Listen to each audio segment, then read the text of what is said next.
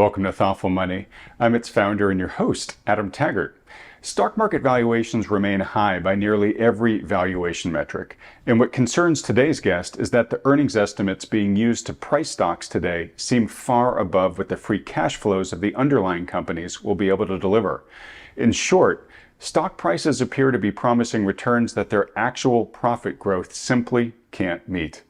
We'll discuss this concerning disconnect today with Chance Finucane, Chief Investment Officer at Oxbow Advisors. We'll also address the other big trends factoring into his portfolio allocation decisions right now.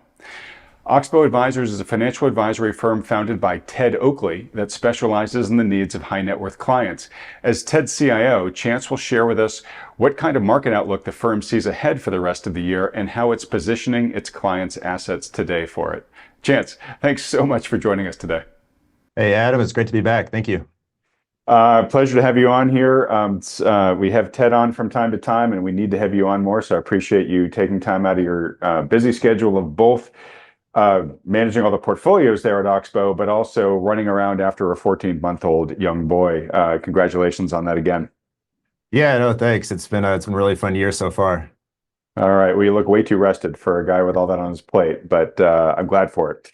So look, I got a lot of questions for you. A lot of them are based off one of your recent market updates that you published there at Oxbow. I know you also are working on one that's going to come out soon after this one. When that one comes out, Chance, you guys have been kind enough to let me share that with the Thoughtful Money audience. So folks will do that again when the latest report comes out. But anyways, a lot of questions to dig into with you here, Chance, especially on valuations.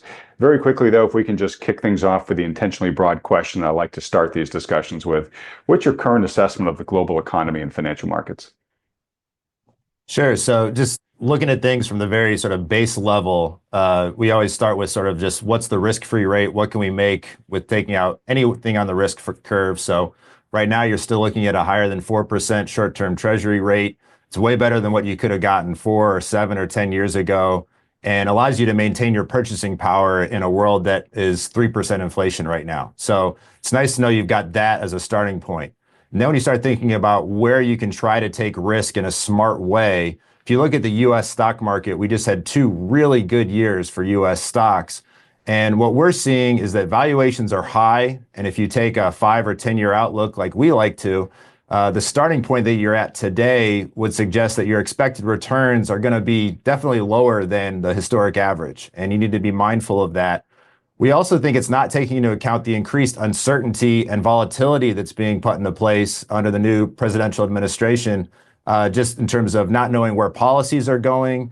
And where you can see that is with since the election results in November, you had this big pop over the course of a couple of weeks where you saw small caps go up by 10%, you saw home builders peaking, you saw transport stocks doing well. That's all reversed now in the last few months and is really starting to go the other direction. And I think that shows that under the surface, there's more uncertainty beginning to be priced in. But in terms of the total index level, it's still holding up.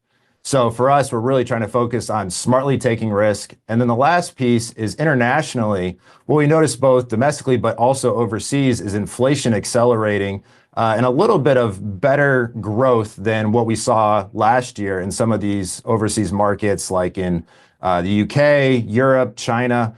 And just an improved rate of change in growth and inflation is a positive for commodities. And for our high income strategy, that's been an area we've been sure to have a 25 to 30% allocation in companies that have exposure to different commodity markets. And we think that's an important place to be in the year ahead as well. Okay, those are great jumping off points. I want to ask you about each one of those. Maybe we can start with valuations kind of getting ahead of themselves. Pulling up some of these charts here again from your recent market outlook. So this chart here that you guys had shows basically the delta between stock price appreciation that we've seen in recent years versus growth in free cash flows. And you can see here, to your point, stocks have just been far outrunning the growth in free cash flows, which are correlated with earnings. And stocks are theoretically, or not even theoretically, they're supposed to be priced based on earnings. And so you look at this and you think, okay, so a lot of the stock price appreciation over the past several years has been multiple expansion. is that justified or not? What would your answer be? We would say it's not sustainable. And I think you had a period there through the 2010s and the early 2020s where, on average, the free cash flow yield of the US stock market was about 5%. If you wanted to flip that ratio and think about it like a price to earnings ratio, it would be like saying the price to free cash flow of the market was about 20 times. And that was always about fair value to us. But that 5% free cash flow yield is now less than 4%. And to get back to sort of what we consider to be more of a fair value level, you'd have to see the S&P 500 fall back towards 5,000 compared to it being at 6,000 today. And that doesn't mean that it's got to come down tomorrow. It just means that if this is your starting point and you're just investing in an index, there's a lot of positivity and optimistic forecasting already in that price, obviously coming from the high hopes of AI and some of these tech companies that could be beneficiaries of that. And maybe that all comes to fruition. But right now, it seems to be priced like it's a certainty. And what we've been trying to do is still put together a portfolio that's more like that 5% free cash flow yield that we think is more reasonably valued and also has less downside, that you're not going to have the same risk of a big earnings miss against expectations like you have with some of these industries and companies that some are already going through it, and then others were worried may have significant misses to come. Okay.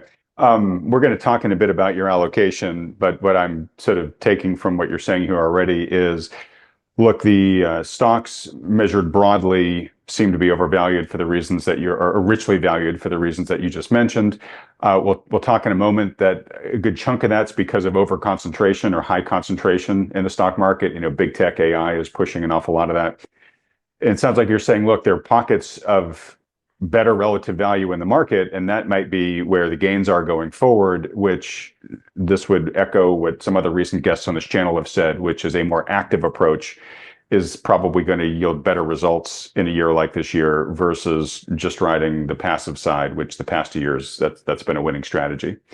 I want to pull one more chart from here quickly that you mentioned earlier, where you said starting at these rich valuation levels, mathematically, that makes it harder to have better returns over the next decade, because if you are starting from a very overextended valuation, you've pulled a lot of tomorrow's value already into today.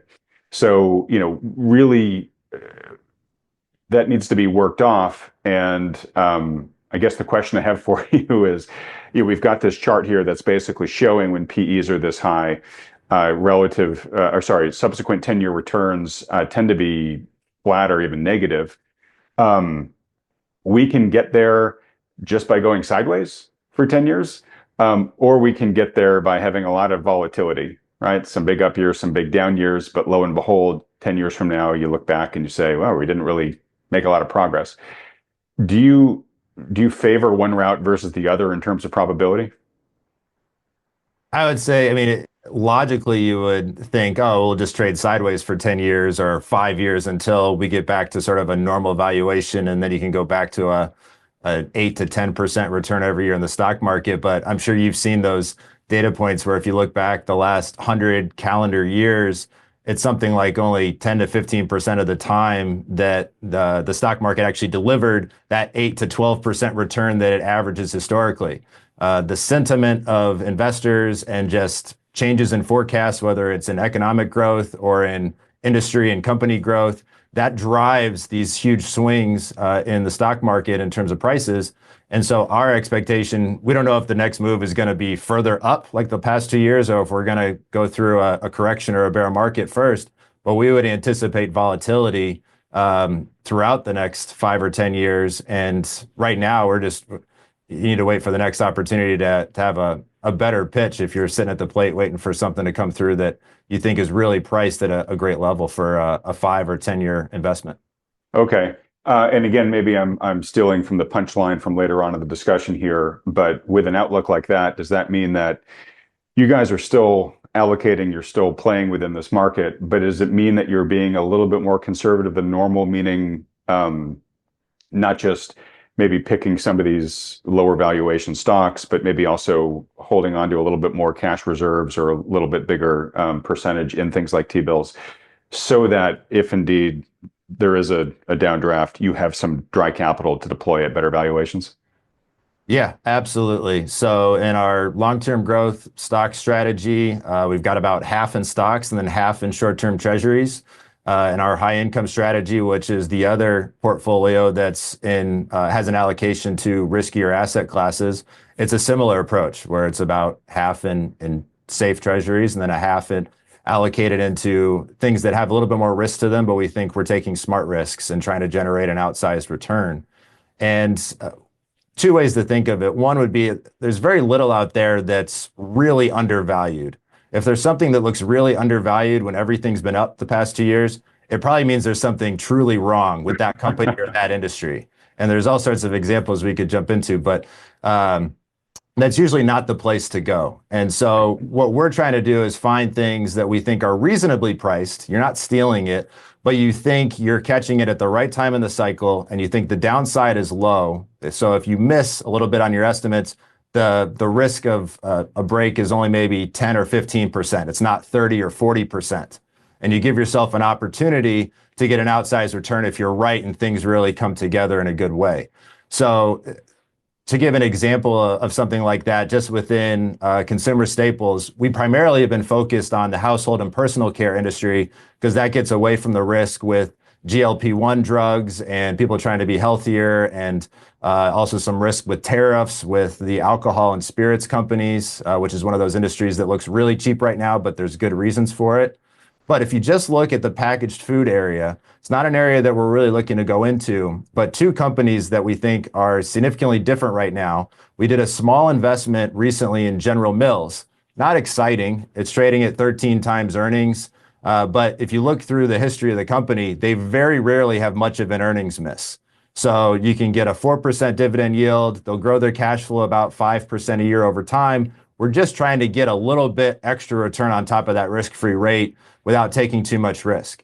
Compare that to Hershey over the last couple of years. Good company, well run through its history, but they just guided down. Their earnings are going to decline by 34% this year from last year. So if you thought that you could just ride this like it was a compounder for year after year, it cut in half over the course of 2 years, which is significant for a space that you think is supposed to be really safe. So that's the type of thing we're really trying to focus on, companies that if we're wrong, we miss small and still have an opportunity to keep either holding it for longer or reallocate without taking much of a loss. Okay, well, it makes total sense. So you said that, so it sounds like, yes, you're being a little more conservative than you would be in a market you felt more optimistic about. Yes. Did I hear you right that even in your growth fund, you are still about half T-bills right now? Yeah, that's correct. So when we've been, Sorry, just in your answer, if you could include, if this was a market you felt really excited about, what would your T-bill percentage normally be? Zero, somewhere in between? Where would that be? yeah, I was just going to mention. So at times like the end of 2018 or in March of 2020, when you did have a bear market and valuations got really attractive, that cash level has fallen down to 10 to 15%. And so to be at 50 right now for us tells you where we think things are at. Yeah. Okay. All right. Well, look, you said earlier too, look, valuations are just rich versus cash flows, right? Underlying earnings growth. So that's sort of a big warning sign in and of itself. But then you said there's other things that you don't think, other risks that you don't think the market is taking into consideration. And you said you mentioned some of the uncertainty of obviously the new administration, and I want to ask your opinion on that in a bit. But you also mentioned inflation. So inflation has been stickier than obviously the Fed has wanted, and it has been, at least measured by CPI, it's continued to creep up over the past 6 months or so, heading in the wrong direction. And of course, this is going to influence bond yields as well, keeping cost of capital probably higher for longer than in terms of what people want. Jim Grant, venerated expert on interest rates, said that he thinks bond yields will be higher, not for longer, but higher for much, much, much longer. I think it was three muches that he emphasized. So anyways, let's talk about that a little bit. Now, I know you mentioned, we're not even just seeing that in the US, we're now seeing other countries. I think you mentioned before we turned on the camera here that nobody would have believed this a year ago, but Japan's inflation rate is now higher than the US's inflation rate. So this inflation risk doesn't appear to be getting reflected yet in US stocks. Do you think that shoe will have to drop at some point, or is there an argument for why US stocks can continue to shrug that off? Yeah, so I do think it's not priced into financial markets or the stock market at this time. And as you pointed out, the inflation rate bottomed in September, has been trending higher. And even though we might have a dip here in the February inflation number that gets reported in a couple weeks in March, we do think that the inflation rate is still trending somewhat higher over the course of the quarters ahead. And what we think that means is that the Federal Reserve and these other central banks are not going to be able to be as helpful from a monetary policy standpoint as investors might hope. And what that leads to is if you have more restrictive policy out there, that allows more time for difficulty with lending. Something else could go wrong in the overall economy, and the central banks are not there to help out immediately because they have to still be worried about the inflation rate. It removes that assistance that we think investors have been relying on for years. And so we think that's part of this that we really want to pay close attention to, is that the stimulative part from a monetary policy framework is gone. Okay. So you've got that. I want to bring up one other of your charts here. Let me just find it, but it was with bond yields. So obviously bond investors don't like inflation, right? And if they think it's going to be around longer than they want, they say, look, well, you got to pay me higher yields to compensate me, right? So I can get a better real yield on it. So you've got this chart here that basically compares the rise in bond yields that we've been seeing since the Fed started cutting rate to previous rate cutting cycles for the Fed. And it looks like this one is surpassing all of them so far in terms of how quickly the long end of the bond yield curve has basically gone in the opposite direction. So what kind of complications is this potentially introducing? We think this was tied to, the Fed started cutting rates right at about the same time the inflation rate bottomed. And we don't think they were realizing that inflation was going to stop decelerating and start increasing. And now they're finally starting to admit that they need to have a bit more of a balanced approach between focusing on the labor market and the inflation rate. So we think they're going to be more balanced, but the bond investors kind of spoke for them in shooting long-term treasury yields higher, suggesting to the Fed and some other central banks that they need to be more focused on inflation. Because it wasn't just the U.S. Treasury market we were seeing this with. You've seen the jump in the 10-year Japanese rate. You see it over in Europe. So it's something that you're seeing in major markets around the world. And one other point related to this movement in the inflation rate and inflation even being higher in a place like Japan, you're starting to see the US dollar weaken a bit relative to other currencies, which we've had this commodity strength and these businesses with exposure to commodities performing well now for some time. And that's with a strengthening dollar. Now we could flip to where we have a little bit of a weaker US dollar market, which for a US investor investing in some of these commodities might be an additional positive that you're able to get even some more return during this period. Okay, so on that point, then an analogy might be like a boxer who's, boxers would oftentimes get in the pool and they'd be punching in the pool to have the resistance of the water, right? So when they got out of the pool, they didn't have that resistance and they could punch even faster, harder, right? So it kind of makes me think like you're thinking that might be that way for commodity investors right now, which is they've actually been doing okay with the headwinds that they had with the strengthening dollar. But if the dollar starts actually weakening, that may actually start flipping a headwind into a tailwind, and it could be maybe kind of fun for a bit as a commodity investor. Yeah, I think at the very least, it's worth attempting to participate and see if that upside to downside can be really skewed in your favor. And we've already seen that somewhat in some areas. Gold's obviously and silver have had a very good run, and some of the companies exposed to that. We've seen it with some of the energy businesses like the pipelines. And we're starting to see a little bit of movement in some other commodities. And we've tried to make sure we have some exposure in those areas as well, whether it's to agriculture or iron ore, really trying to make sure that we've got some investments, not just in the areas everybody thinks of, like a gold or oil. Natural gas was another one that we wanted to make sure we had some exposure to that we really want to monitor closely and see where that goes, because it's been a good run so far and certainly could continue. Okay, so I know, having talked to you last year, that commodities were a part of your portfolio. Are you at this point more sort of letting what you have ride and just watching it closely with some excitement, or are you actually increasing your portfolio allocation to the commodity sector? Mostly letting it continue to run. We've added a little bit here and there, but I'd say most of it has been in place for some time. And there's been a couple of places where we've trimmed or sold where we just think the move was more than good enough that these are not super growth businesses. There is still a ceiling to how far they can go.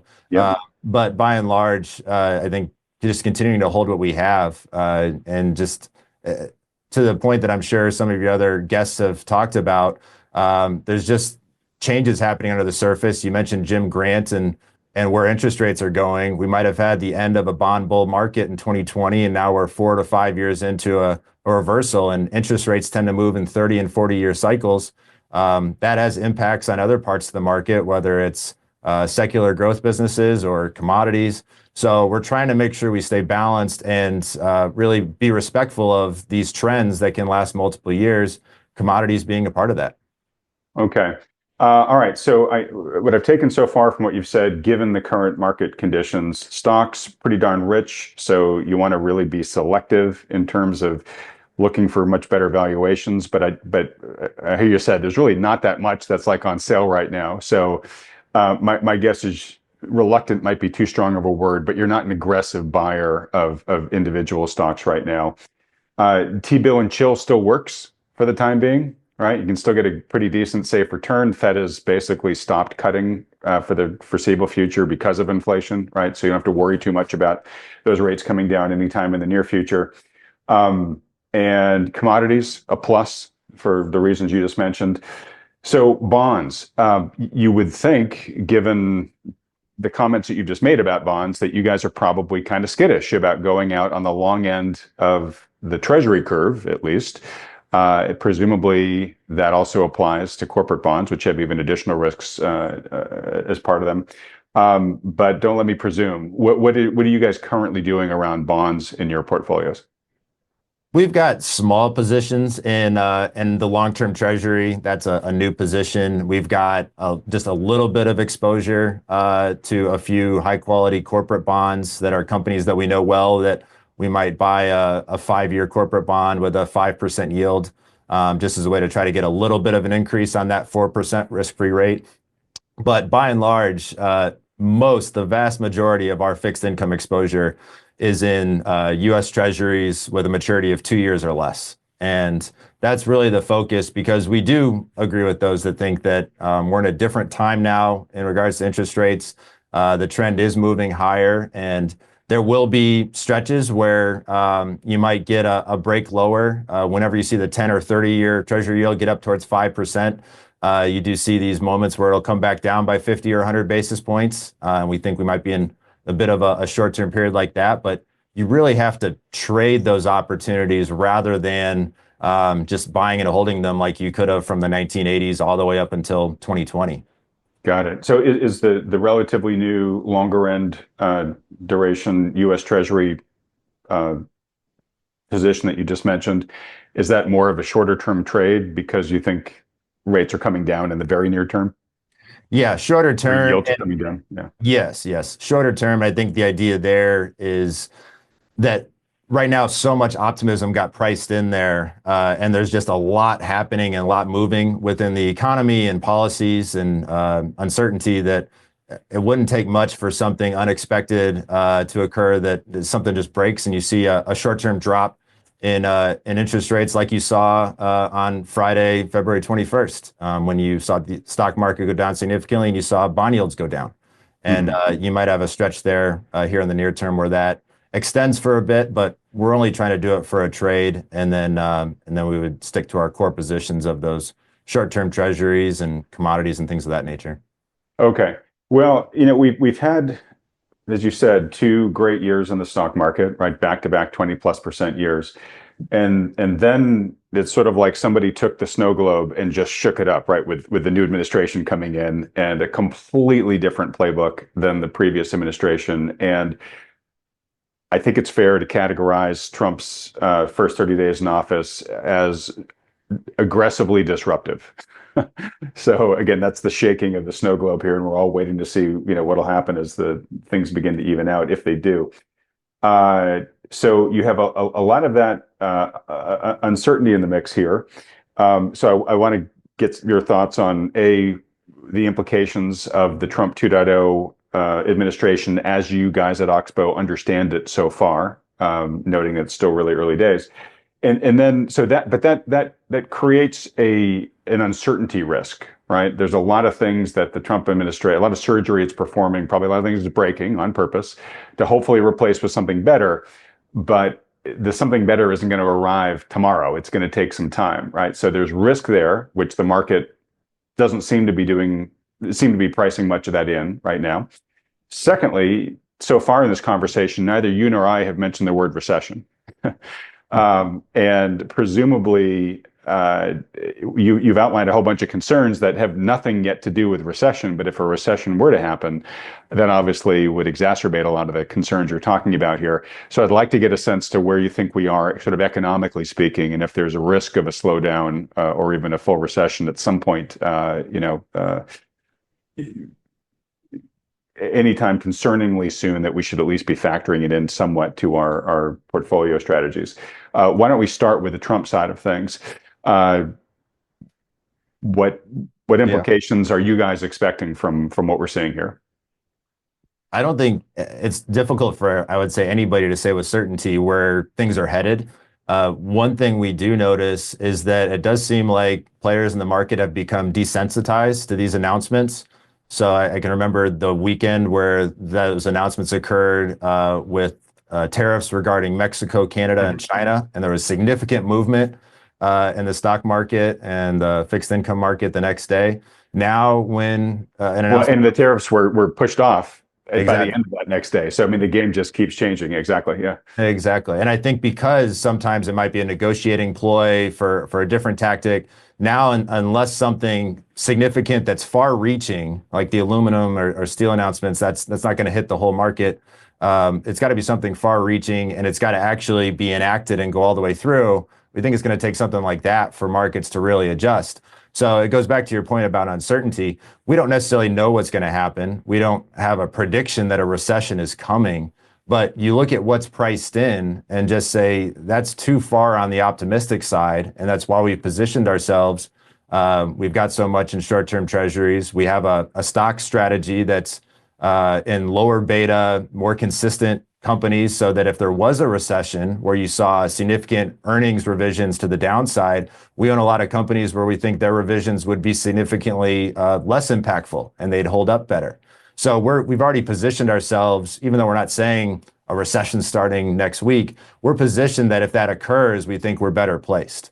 And given those, we just talked about commodities. If there was a true recession or something hit the global economy, commodities would be hit, but we have procedures in place where we want to make sure that any riskier positions that when we add them into the strategy, if they're down 20 or 25 or 30%, we need to make a decision. We either need to double that position in size and really think that this is going to turn around, or most of the time it just means that this is one that's not working and you need to take your losses at that sort of lower level rather than trying to hold on and hope, and then it can end up being down 40 or 50% and you're really stuck. We think that's something that the average investor doesn't handle properly, is you're going to be wrong a number of times in your portfolio. Not necessarily, might not even be your process. It might just be something unexpected that happens, but if something's not working, it's okay to take it out, reallocate somewhere else. So that's in terms of your positioning and thinking about recession.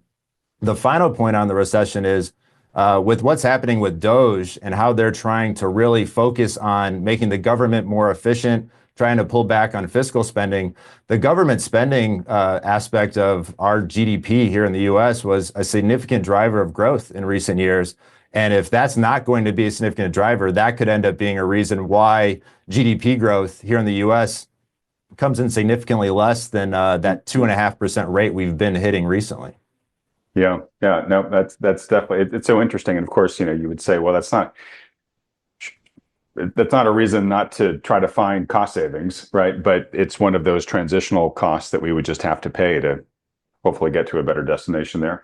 All right, so a couple questions for you here. Uh, First question is I don't think it's your base case that a recession is going to happen this year, although correct me if that's a wrong assumption, but you guys are cautious, right, as you've outlined. What indicators are you guys watching to try to get a sense for if trouble is beginning to arrive, right? Like credit spreads is a very popular one amongst the folks I talk to. What are the indicators you guys are watching closely? Sure. So I would say the better way to put it is we're prepared for a recession. We're not necessarily predicting one, but we definitely have our portfolios prepared in such a way that we want to minimize the downside if that did occur.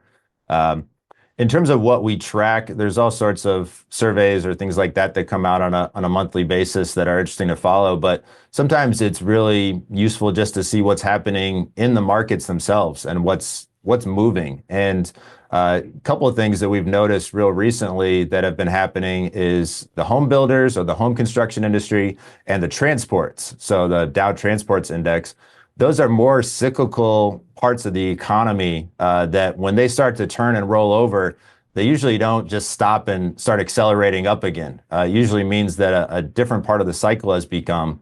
And if you go back from their peak a few months ago, the home builders are down 30%. The home construction industry at large, if you want to include the building products companies and the home improvement retailers as well, is down 25%. And transports are down 10 to 15% just here real recently. So that tells us that things are happening under the surface that if they continue downward, and a good example would be a company like Builders First Source, which is a good building products company that supplies all the home builders around the United States. It's already come down in price by 30 or 35% to a level that we would say, if you're just taking their earnings at face value, is pretty fairly valued stock right now. But if you look at how wide of a range it trades in, that stock could easily fall by another 40%. That tells you how much downside there could still be left in the home builder, home construction industry. But we're already kind of about halfway down. And so it's going to be interesting to follow those sorts of industries to tell you if there's something really happening under the surface that maybe people aren't noticing because they're so focused on the top 10 or 15 companies in the index that are more in the technology space. That's really interesting. So these are cyclical canaries in the coal mine, and it sounds like several of these canaries are beginning to keel over. So that it is worth paying attention to. Just as an anecdotal example here, I put out a tweet on X over the weekend about a friend of mine who works for a large US furniture manufacturer and retailer. And he's worked there for decades as a salesperson and says the company's going through a slump right now that's the worst he's seen in his multi-decade career there with the company. And that tweet may be the most viral tweet I've ever had. And I wasn't expecting it to be, but it clearly hit some sort of nerve or resonated with enough people that it just sort of exploded. And there's a ton of people piling onto that, many of whom also work in the furniture industry or other real estate related industries who are saying, gosh, I'm seeing the exact same thing. So it definitely doesn't just seem to be one guy's personal experience. It definitely seems to be an indicator of where the industry is going. So anyways, I just mentioned that because I was shocked by how viral that thing went. And to me, that's sort of an indicator that, yeah, there's something here beyond just this one guy's personal experience. Yeah, definitely. All right. So the other question I wanted to ask you here is, we have your partner, Ted Oakley, on this channel from time to time. People are huge fans of Ted for all the reasons you know are well deserved. He's such a great gentleman and such a wonderful mind and a very long career in the space, so he has a lot of wisdom built up from that. Can you describe just briefly what it's like in your portfolio management meetings? What's the interaction like with you and Ted? How do you guys determine, when to proceed with the decision, whether to keep sitting on it until you feel better about it? How does that work? How is the Yeah. sausage made there? Yeah. No, I think we both have a similar view about paying attention to cycles, taking a longer term framework. We're not trying to win the quarter or something to that extent because we know just how much competition there is in that area. Um, each of us has a lot of focus in different parts of the research world. I would say between him and myself, he's probably a little bit more the pessimist. I'm a little bit more the optimist, but that balances each other out well. But always very interested in just trying to really focus on taking away biases in our analysis. I'd say really just focus on just trying to be objectively what is the best assessments of what's happening right now, where the world's headed, and really trying to pay attention to getting the best possible upside while keeping our downside minimal. And I'd say Ted does an excellent job of capturing changes in a cycle, especially in the commodity front, where he's able to capture something early in the momentum that's starting to move and see an opportunity there. I'd say for myself, I like finding things that have been weak recently and are starting to hit a more undervalued level.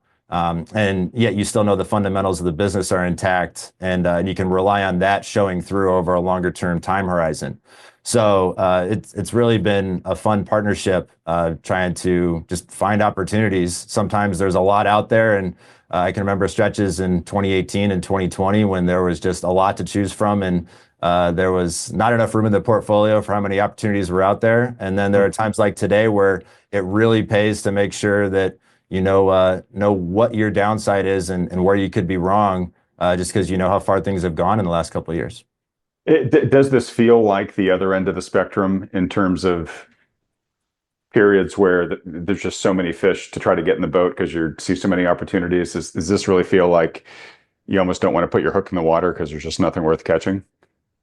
Yeah, and you've got to participate because what ends up happening is there are still parts of your current portfolio that need to be sold, either because it just didn't work or it worked really well and now it's significantly overvalued and the fundamentals are rolling over and you need to sell.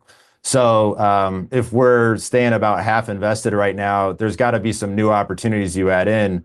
What's changed is just, for instance, in the long-term growth stock portfolio, we were buying the full position sizes that we wanted in new stocks in 2023.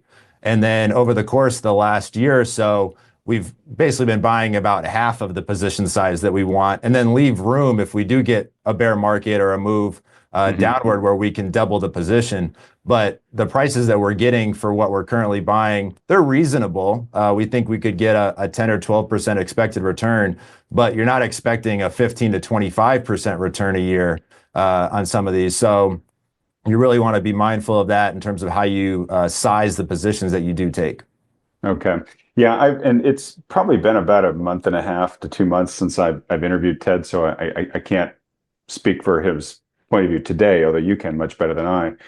But obviously, one of the benefits you get working with Ted is Ted's decades of experience, having seen many different market cycles. And my interpretation, from talking with Ted is he says, look, there begins to become a risk threshold that once you cross, you just realize it's so much better to be defensive than offensive. And rather than stretching for those, whatever nickels in front of the steamroller, yeah, maybe you're giving out on some of these late stage gains, but you're not putting yourself at risk of what can happen if the market really does turn and have a sizable and perhaps violent downside repricing. And he's just seen the carnage that creates in investor portfolios. And he's much better saying, look, if we've crossed my threshold, I'm just happy sort of playing it safe, right? You're nodding as I'm saying all this. And one of the things that Ted has really imparted to me is that he's like, we haven't seen a bear market for a good long while. Not 2022, really probably not something since back in 2009, really. Because he said a true bear market is categorized by capitulation, which is people eventually end up not ever wanting to own a stock again. And that is sort of a good behavioral economist's indicator that, you know what, the washout has happened and maybe this is a good time to actually start deploying again. And FOMO still seems to continue to carry the day to day. I guess my question for you here, Chance, is what's your sort of default assumption here? With valuations as high as they are, presuming something magical doesn't happen to justify, another big bull market run, will this just kind of be sort of a sloppy, choppy period ahead, or do you think the probability is higher that we're actually going to see some sort of correction, something that breaks the FOMO, breaks the sentiment, and maybe begins to put us into more of a true bear market? Yeah, well, bear market in terms of the definition of what people call like a 20% downturn. I know Ted's spoken before in recent months about this could be the kind of year where you could have multiple 20% down, 20% up. So it'd be choppy, but choppier with wider swings, just because there's already so much sentiment skewed towards the positive side that if all of a sudden some things happen that make people think more negatively, it could really move things. And I think that's also some of the players, big players in the stock market now. Movements just happen faster. It seems like momentum picks up on the downside when things really get going. And you can see that in some of the downturns we had in 2018. That was a bear market in terms of numbers. It was a 20% down market in 3 months. In 2020, it was a little over a month. So it can happen quickly. And so I think we are prepared for that this year, where you could have a year that the market's essentially flat, but have multiple significant swings up and down over the course of the year. And what we would do in that scenario is, it's why we're positioned the way we are today. We'd be ready to put a lot of that cash and short-term treasuries to work. And then if you had a significant jump back to where we're looking overvalued like we are today, we would take some of it off and get back to positioning where we were.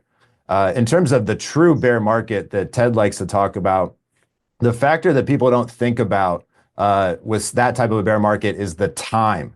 You're talking multiple years, 18 months or longer, that things are just down. You get a short-term rally that looks like things have turned around, and then you go down to a new low. And that's what washes people out, turns them very negative. They think they just don't see hope for a turnaround. You saw that in 1973 and 74, 80 and 82, the dot-com bubble that didn't make a final low until March of 2003, and then 2007 to 09, like you were talking about. And it's been 16 years since we've had something like that. And I think a lot of people in the industry and just anyone in general who've only come into money in the last 15 years, I've never experienced what that's like, where the buy the dip mentality no longer works. And you got to really know how to handle risk and position your portfolio if you are going to have a drawn out bear market like that. All right. Well, look, this is why I recommend so frequently on this channel for viewers that are concerned about the potentiality of that happening to go work with not only just a good professional financial advisor who can help them, come up with a strategy, but one that has the experience in their staff of having ridden through these cycles, right? So that you're not riding somebody who's figuring it out in real time for the first time, right? So let me ask this, just for the people who are watching, saying, Adam, stop, being so bearish in your questions and bringing on perma bears all the time. Let's assume for a moment that the market actually ends up performing great again. We have another 20% year, and 2026 is a fine year too, right? What are the leading contenders right now, do you think, that could prove you wrong? For your baseline thesis to be wrong, what do you imagine would be the thing that proves you're wrong? I imagine it would just be that nothing breaks and we're able to kind of hold this middle ground. It's maybe something that people don't think about. We focus on the rate of change with inflation, and we talk about how inflation has been moving higher. But a 3% inflation rate, if it just stayed at 3% static, that's not the worst thing. Risky financial markets have performed just fine if it just stays at 3% and you don't have anything break in the economy or a financial market around the world.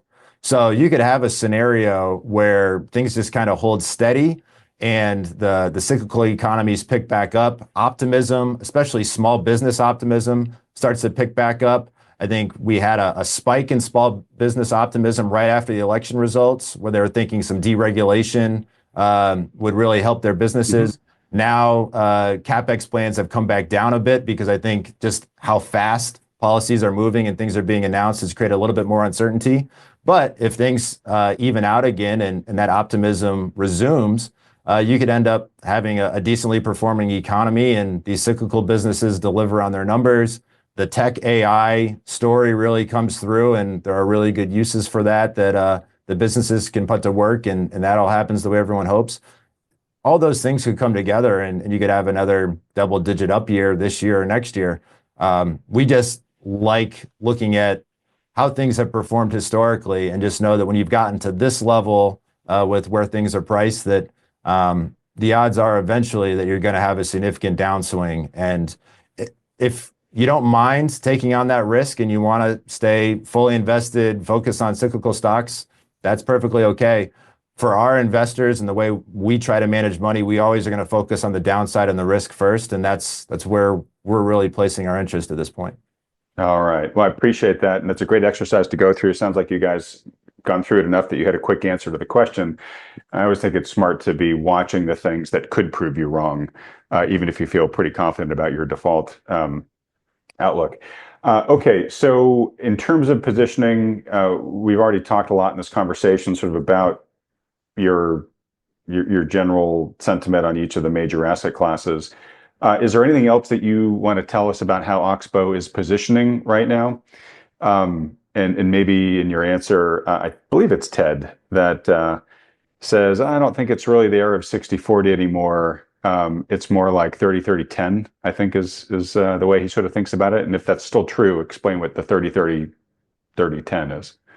Yeah, I think he thinks, and I think our firm-wide view is one of having more balance. And I think his concern with the 60-40 portfolio, it's that 40% focus on fixed income that also includes long-term oriented fixed income, where you could have real downside risk if rates continue to move higher, similar to how they did from the 1940s to 1982. If you have a bond bear market that lasts years and years into the future, that 40% allocation to fixed income is going to be a tough place to be, and you're going to be really reliant on the stock portion of your portfolio. So we just view that you're going to need more balance, and including some other asset classes like commodities, and having an allocation to oil and natural gas, an allocation to precious metals, along with some other commodities, whether it's more base metals like iron ore or copper, or the agricultural space.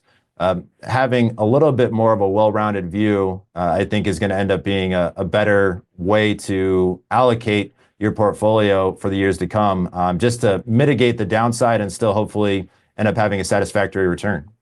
Okay. And just to make sure I got my notes right, if it is 30-30-30-10, is it 30 stocks, 30 fixed income, 30 commodities, and 10 T-bills, or what's the 10? I believe it's just the short-term cash that Okay. put that on that one. But yeah, Okay. it's not something that I think we're not trying to have it be so regimented, like, oh, it has to be 30% of each.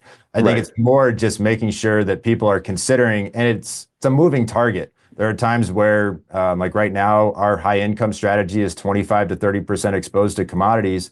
But if we were about to have a global recession, I'm pretty sure we'd be pulling down that percentage because there's a lot more downside in that scenario. So it's more just trying to explain, to get beyond those simple two asset classes, that it's going to require a little bit more sophistication in how you think about allocating. All right. And just one question for here about fixed income. So you've talked about some of the challenges as a capital manager dealing with that traditional 40% of the portfolio that is supposed to be the ballast of bonds versus equities. If Jim Grant's outlook is resonating with you and you're thinking, okay, you know what, these things aren't going to pull as much weight as they have over the past 40 years, right? They've now got a headwind in front of them. I know it's multifactorial, but gold has been performing well recently, and there's a bunch of reasons for that. And the huge one is that central banks have been preferring treasuries, preferring gold to treasuries in terms of their purchasing. And obviously, the Eastern investor has been very active in buying gold. Um, are we starting to see other Western capital managers wrestling with this? What do I do with the ballast part of my portfolio? Because I'm now a little frustrated with where I think bonds might go. Are they beginning to peel a percentage or two of their fixed income allocation into gold as another safe haven ballast asset? And yeah, it doesn't pay a yield, but I'm concerned about bonds value going forward. So I'm actually okay with that as long as the thing is a holding value and maybe even appreciating in a world where inflation perhaps might be more sticky. Yeah. The reason why I ask this is there is such a colossal amount of money in the bond market. If even a small percentage of that were to trundle into the gold market, that could have a really big price impact in gold. Yeah, yeah, we would agree. Although I don't think anyone who has an allocation like that, I think has been that way for a long time. And I don't think we've heard many people just real recently have decided to think differently and start allocating that way and really start having a core whatever percent position of the portfolio that's in gold. And I do think that's one thing that people think, oh, we need to have a huge portion of the portfolio in gold. That's not how we run things. It's a few percent, and then we try to maybe have 1 or 2% in silver, and then up to a handful of percent in some high quality gold businesses. But we think it's worth having some exposure there, given where we think the world's going. But I'm like you, I'm wondering if others are going to start to see things that way, especially some of these sovereign wealth funds or some of the really big money managers out there. But as far as I've seen, I haven't seen anybody making a publicly notified shift in that direction. Okay, so you're not seeing it as a real industry movement now. And just asking you to speculate, I won't hold you to this, Yeah. but just guesstimating the next 5 years, do you think more will or not? I would think more will. People tend to try to catch on to trends. We've got gold nearly hitting $3,000 here an ounce, and so that might be that number, or maybe it's somewhere somewhat higher that it starts to really trigger in people's minds that they need to participate, and that might be something that drives the momentum further. But so far, another way you can think about it or look at it is. You could try to allocate to some of the gold businesses out there, but we're not seeing that either. And it might be something as simple as those really aren't a factor in the big stock indices that everybody buys, if you Right. think about money going passive. So, yeah, right now it's not really the case, but it would be an additional positive. Right now, it seems like the incremental buyer that wasn't there 20 years ago is the central banks and governments around the world. All right, Chance. Well, look, I got to start wrapping up here. Always a great discussion with you. Thank you for doing your usual excellent job here. Big fans of you, the whole team at Oxbow, Ted, obviously. I know Ted's got a new book coming out, folks. When it does come out, I'll have Ted back on and we'll go through his latest market outlook at that time, but also we'll go into the depths of the topic of the book. For folks that have really enjoyed this discussion, Chance, and would like to follow you and your work, where should they go? Yeah, you can look at our website at oxbowadvisors.com, or our team's created a really good YouTube channel. If you just search for us on YouTube at Oxbow Advisors. All right, fantastic. And Chance, when I edit this, I'll put the links on the screen here so folks know exactly where to go. Folks, I'll also have the links in the description below the video so you can get there with just one click. Chance, stay with me just for 1 second. I got like 30 seconds of housekeeping, and then I want to give you the last word here. Folks, if you've really enjoyed having Chance on, would like to have him come back on the program again in the near-term future, please let him know by hitting the like button and then clicking on the subscribe button below, as well as that little bell icon right next to it. And obviously, if you are trying to figure out how to navigate this market, if you'd like to talk to the guys at Oxbow to do that, especially if you're a high net worth investor, that's their specialization, then go to oxbow.com, talk to the team there. But also, if you are looking for inputs from a good financial advisor who understands all the macro risks that Chance and I have been talking about here today, in addition to potentially talking to Oxbow, you obviously can schedule a free consultation with one of the financial advisors that Thoughtful Money endorses. And these are the firms that you see with me on this channel week in and week out. To do that, just fill out the short form at thoughtfulmoney.com. Reminder, these consultations totally free. There's no commitment to work with these guys. It's just a free public service they offer to try to help as many people as possible position as prudently as possible for what may be lying ahead. Also, while you're there at thoughtfulmoney.com, don't forget to go to thoughtfulmoney.com/conference and sign up for our spring online conference, which is coming up now in just a little over 2 weeks. So that's going to be Saturday, March 15th. And a reminder, you only have a couple days left just until this weekend to lock in the early bird price, which is the lowest discount price that we're offering tickets at. So run, do not walk to thoughtfulmoney.com/conference, buy your ticket there, lock in that lowest price. And if you are a premium subscriber to our Substack, you get an additional $50 off of that price with the code that I've already emailed you. And a reminder to everybody, if you can't watch the day of the event, the day of the event, don't worry. Replay videos of the entire event will go out to everybody right after the event concludes. Thanks for your patience, Chance. So very quickly, the people that watch this video, for the most part, yes, we have a number of professional investors who watch it, but most of them are just regular people, all right, who are just trying to build wealth. They listen to a guy like you and say, oh, it looks like it's going to be kind of a rougher year ahead.